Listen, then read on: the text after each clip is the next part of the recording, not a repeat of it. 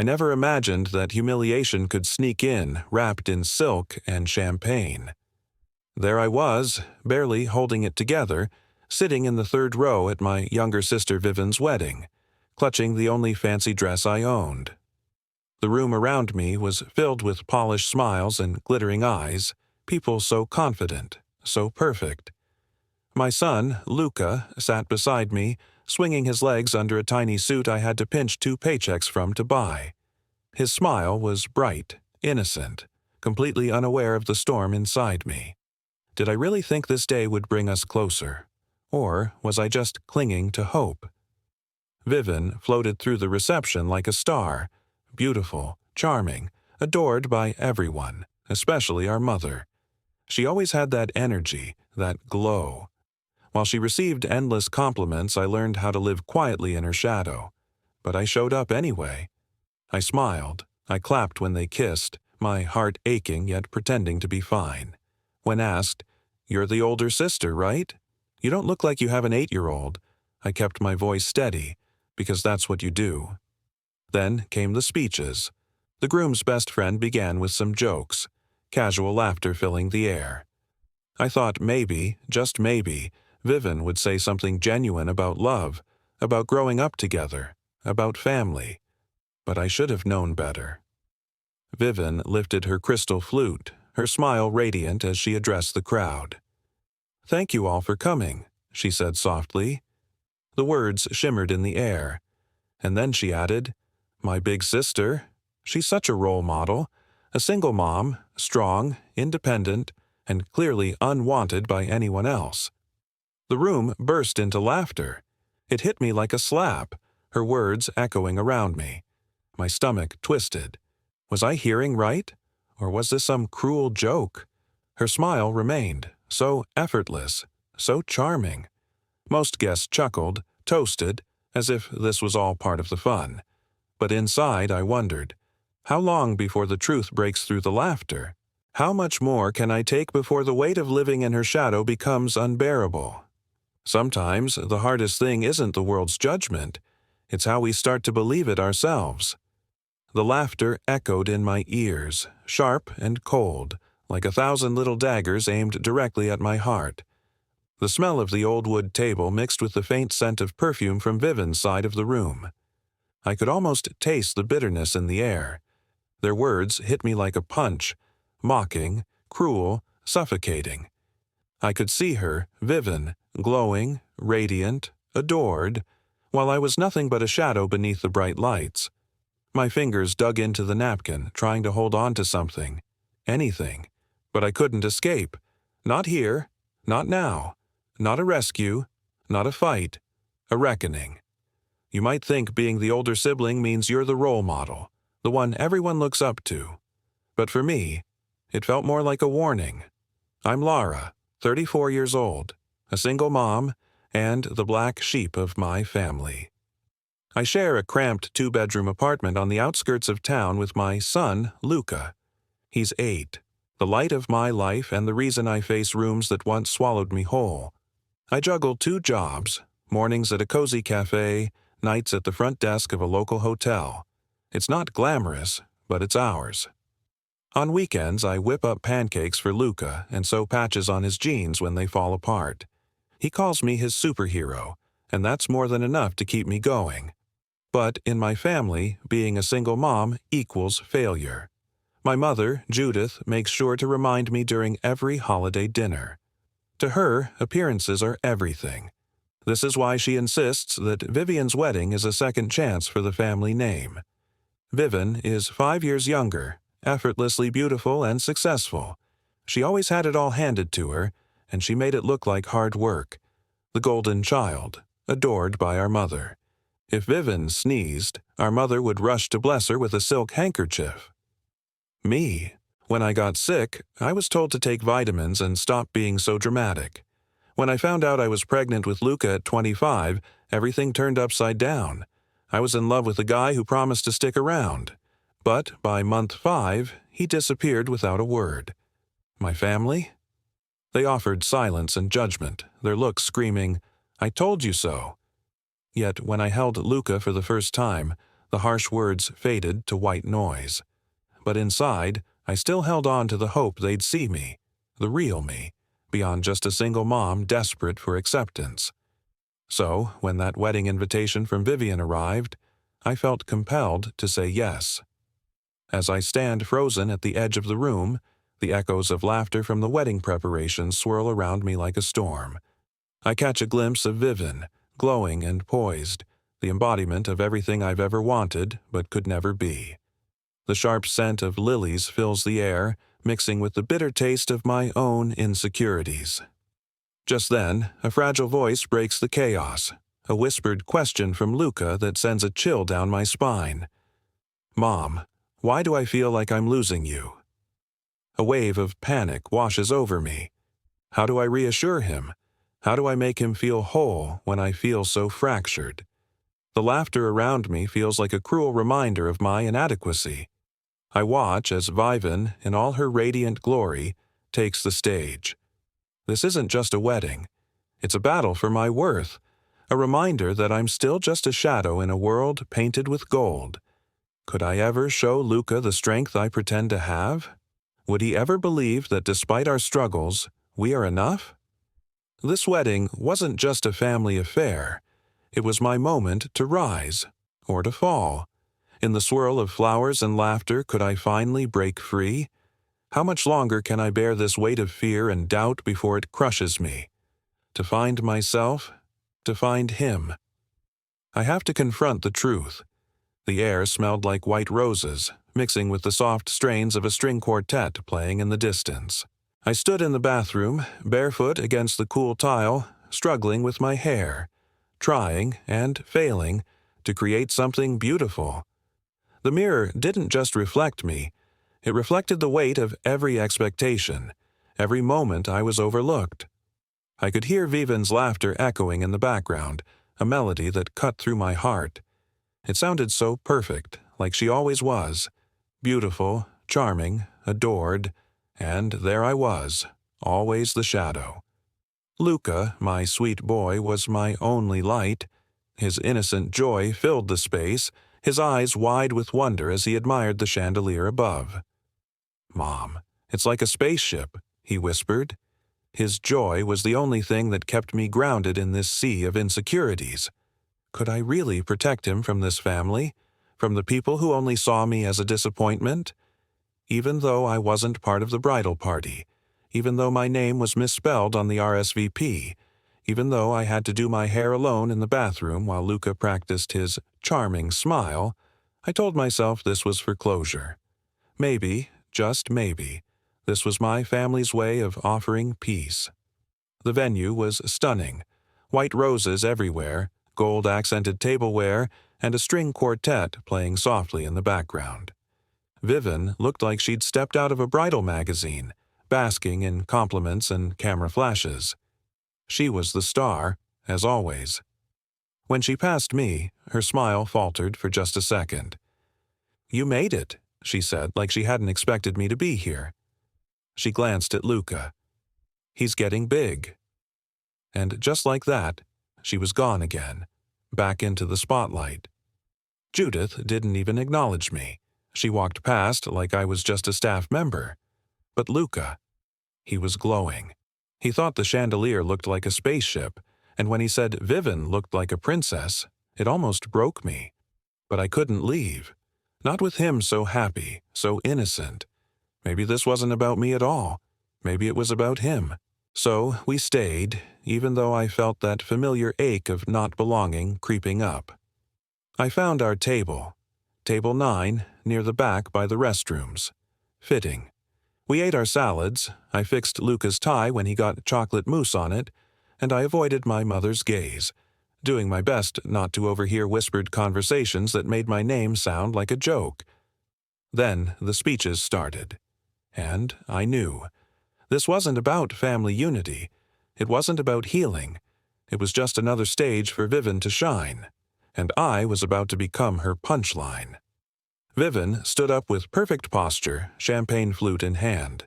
Her dress shimmered under the reception lights, and the room fell silent in anticipation. Was this her moment to remind everyone who she was? Or was this the moment I finally found out who I was, beyond the shadows of her perfection? As Vivian's words hung in the air, a strange hush fell over the room. The music seemed to pause. The smiling faces froze in place. I felt it, this cold wave of silence washing over everything I thought I knew. The scent of rain lingering in the air, the faint rustle of leaves outside, none of it mattered anymore. My heart pounded in my chest, pride battling dread. Was this really happening? Just when I thought I could breathe, Vivian's sly smile deepened, and her next words sliced through the silence sharper than any knife. But we all know she could never keep a man, right? The room erupted in laughter, mocking, cruel laughter. I clenched my fists, fighting tears, trying to hold myself together. How could she do this? How could she tear me apart in front of everyone? The warmth of the celebration turned cold, and I felt every eye piercing through me, like icy daggers. I wondered, was this what victory felt like for her? Or was she just afraid, hiding her own fears behind that perfect smile? For a moment, I underwatered, sinking into the shame. But then I looked at Luca. His innocence, his bright eyes, his need to feel safe. That was my real battle. Not her words, not her laughter. Mine. I took a deep breath, holding on to that fragile hope, because maybe, just maybe, even in her darkness there's a little light left for us. Laughter echoed around me, but it felt like a cruel joke. I was drowning in a memory, one that took me back to when I was 7. I twirled in my new dress, the soft fabric brushing against my skin. Vivian stood in the doorway, sunlight framing her like a goddess. I felt adored, basking in family praise, but that warmth turned icy when her words pierced my spirit. You'll never be as good as me. The sweet scent of my mom's cookies wafted through the air, but it felt suffocating now. I was left with a bitter reminder of family expectations, questioning my worth. Why did everything change? Everyone laughed around me, as if mocking a woman who had spent nearly a decade raising her son with dignity. I looked down at Luca. His smile had vanished. He leaned into me, whispering, "Why did she say that? What does she mean?"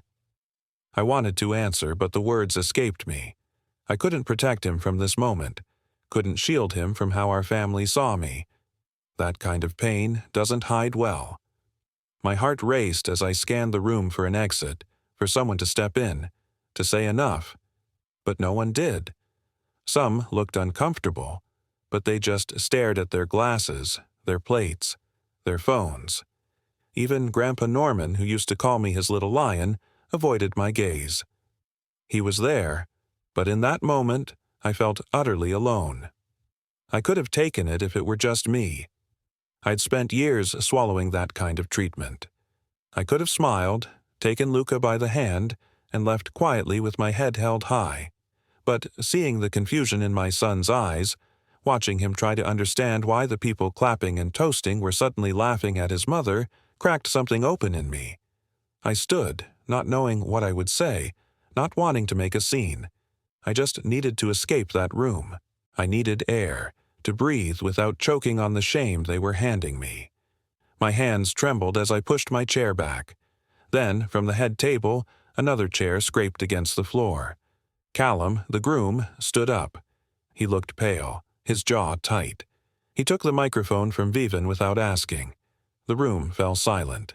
It was as if the temperature dropped. No more laughter, no more whispers, just stillness. I knew whatever came next wasn't part of the plan. In a sunlit room filled with the sweet scent of freshly baked cookies, I looked up at Leila Monroe with wide eyes. Her laughter echoed around me like a gentle melody, her charm making it feel safe. I believed she was my hero, beautiful, adored, untouchable. But beneath that dazzling smile, I felt the sharp prick of comparison, a reminder that I would never measure up. That day in the family room, the highlights of my childhood, the warmth of her presence blinded me to something darker. Was her affection real? or just a game to keep her ahead? I remember asking myself, will I ever break free from her shadow? The future felt heavy with uncertainty. I wanted nothing more than to be seen for who I truly was. That moment reshaped everything, planting doubts I couldn't shake. Years later, at my sister's wedding, the same feelings crept back, uninvited but undeniable. Callum, standing with that unmistakable resolve, stared straight at me. Not at Vivian, not at the crowd. His eyes, deep pools of disappointment, held a silent challenge. "Era, don't go," he said, voice steady, yet revealing a controlled anger. The room hushed. Whispers fluttered like leaves on a quiet breeze. Vivian stiffened. Judith's eyes narrowed as tension thickened the air. The DJ hesitated. Even the music seemed to stall. Callum stepped forward, walking with purpose, leaving behind the safety of silence and decorum. His words cut through the tension, clear and unwavering. What I just saw wasn't family. That was mockery dressed up as celebration. The crowd shifted uncomfortably, some glancing away, others unresponsive. Yet, in that moment, Callum showed what real strength looks like: courage to speak out against cruelty, even when everyone else prefers silence. His stand wasn't just about disrespect. It was about honoring dignity in a family torn by rivalry, jealousy, and unspoken expectations. As he looked directly at Vivian, the room held its breath, witnessing a quiet revolution in resolve. And I wondered, sometimes the true hero isn't the one everyone admires, but the one who dares to stand up, no matter the cost. Vivian had always been the golden child, beautiful, adored, flawless, but it wasn't just her looks that made her stand out. It was the way she could twist the world around her, making everyone believe she was perfect. And me? I was just the other sister, invisible, always trying to find my place, always coming up short. But that night changed everything. The laughter at her wedding faded, leaving behind a thick silence. Vivian's usual charm? Gone. In its place, something raw, vulnerable, and human. I'd never seen her so small, until Callum spoke up. His words were sharp, cutting through the tension like a blade. "She didn't ask for this," Callum said, his voice steady but fierce. "She didn't ask to be humiliated, not in front of her son. You think this is a joke? Well, I don't." Everyone went still. The room felt smaller, the air heavier. A woman whispered, "Is this real?" A fork clattered to the floor. Luca, my son, looked up at me, confusion in his eyes. I couldn't speak. I didn't know what to do. Callum turned to my son, his gaze soft but resolute. "Your mom's the strongest person here. Don't ever forget that." Then he walked out, leaving behind a shattered fairy tale. No applause, no cheers, just the hum of the air conditioner and a single spoon hitting a glass. And for the first time, I wasn't the broken one. The truth had come out, and it was like a weight lifted. Everyone was left questioning what kind of family they had just witnessed, and, more importantly, what kind of person they were becoming. Leila Monroe had always been untouchable, beautiful, adored, with a charm that could make the world bend to her will. But tonight, something had shifted. The air hung heavy with unspoken words as the crowd's whispers grew louder. Her perfect facade, the one she'd spent years building, was cracking. What now, Vivian? Her sister's eyes, sharp with defiance, spoke 1,000 unsaid words. Vivian stood there, motionless as the weight of her family's expectations pressed down on her. The laughter had died. The whispers faded. Silence filled the room, thick and suffocating. "Is this real?" someone whispered. The question hung in the air, as if the whole room was waiting for Vivian to break. But she didn't. Instead, her eyes fell to her sister. For once, she wasn't the center of attention. For once, she wasn't the star. What will she do now? The unspoken question lingered, and Vivian's grip on her throne seemed to loosen. Would she claw her way back to the top, or would she finally let it slip away forever? It all started when Callum spoke up, his voice cutting through the tension. "She didn't ask for this," he said, his tone firm, unwavering. "Not in front of her son. You think this is funny? Well, I don't." The room fell still. The hum of the air conditioner and the clink of a spoon were the only sounds that filled the silence. Callum turned to Luca, his gaze soft but determined. "Your mom's the strongest person here. Don't ever forget that."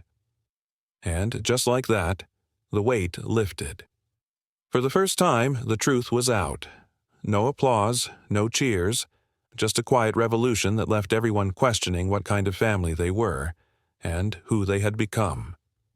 Vivian's world was falling apart, and as I stood by Luca, I knew this was only the beginning. Would she find the strength to reclaim her place? Or was this the end of the fairy tale she had worked so hard to maintain? Only time would tell. The next morning, the world changed. My phone buzzed non-stop, filled with missed calls from distant relatives and guests I barely knew. I ignored them all. But then a text popped up from a friend at the wedding. "Someone recorded Callum's speech. It's on Facebook. Over 50,000 views already. You need to see the comments. People are standing up for you." I clicked the link.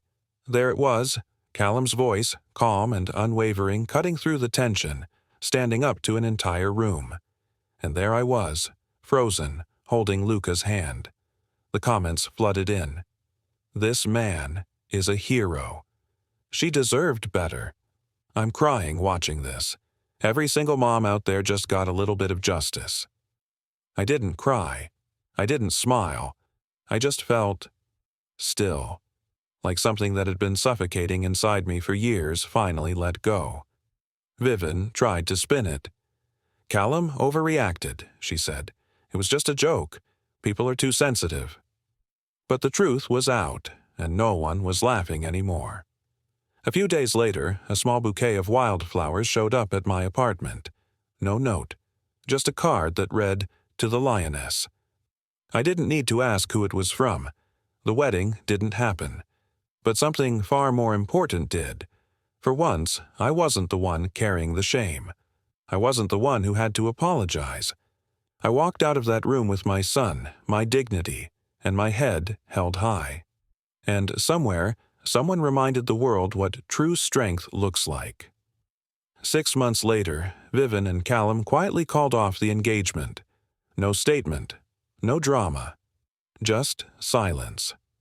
Vivian returned to her social circle pretending nothing had happened. She erased all the pictures from that night. She hasn't reached out to me. But honestly, I'm not sure I expected her to. Judith's call caught me off guard. She didn't reach out to apologize. Instead, she was there to confront me for the family's embarrassment. It stung, but I listened, letting her words wash over me for a mere 30 seconds.